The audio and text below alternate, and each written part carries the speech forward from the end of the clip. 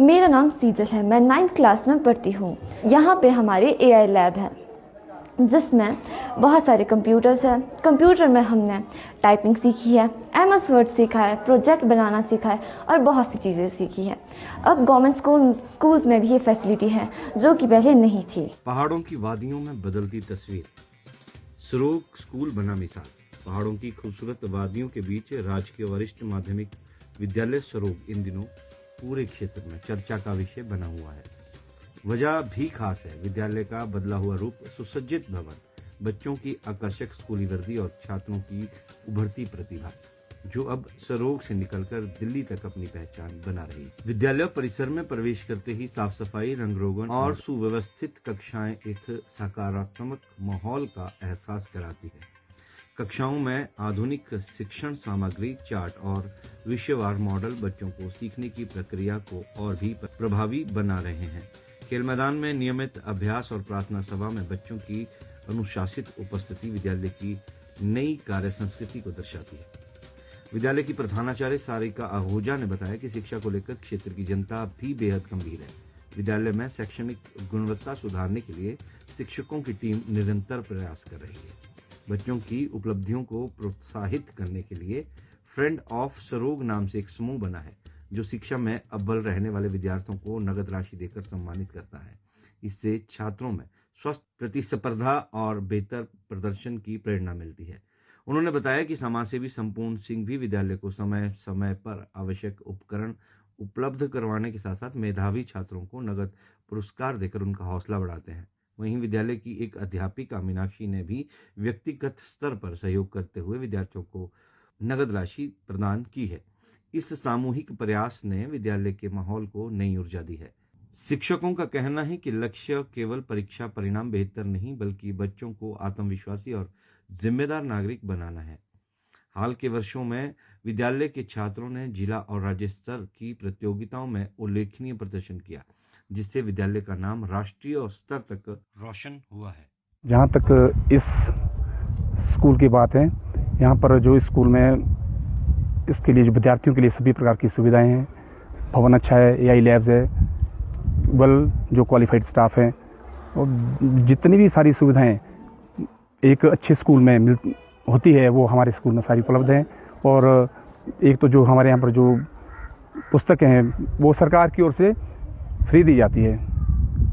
दूसरे ये जो स्कूल है इसकी संबद्धता जो है एक समाज सेवी संस्था से है, वो भी समय समय पर हमें जो विद्यालय के अनुसार जो हमारी आवश्यकता हैं उन आवश्यकताओं के अनुरूप उनको पूरा करते हैं। और जो गवर्नमेंट स्कूल की बात है, यहाँ पर जो है बच्चों को से किसी भी प्रकार की कोई फीस नहीं ली जाती है। 8वीं तक की जो है तो बिल्कुल फ्री है, उसके बाद भी हल्के फुल्के कुछ फंड्स होते हैं और वो से ये सरकार की ओर से सब दिया जाता है। बाकी तो मैं सभी से ये अनुरोध अपील करूंगा, जो भी हमारे स्थानीय के लोग यहाँ आए, स्कूल को एक बार देखें, विजिट करें और तब आप निश्चित रूप से ये फैसला लेंगे कि भाई ये स्कूल बेहतर है, आप अपने बच्चों को यहाँ पढ़ाने के लिए उत्साहित होंगे। मेरा नाम प्रताप वर्मा है। मैं यहाँ पर प्रवक्ता इतिहास के पद पर कार्यरत हूँ। जहाँ तक इस विद्यालय में बच्चों को एडमिशन लेने का सवाल है तो इस विद्यालय में शायद वो सभी चीज़ें उपलब्ध है जो एक आदर्श विद्यालय के अंदर होनी चाहिए।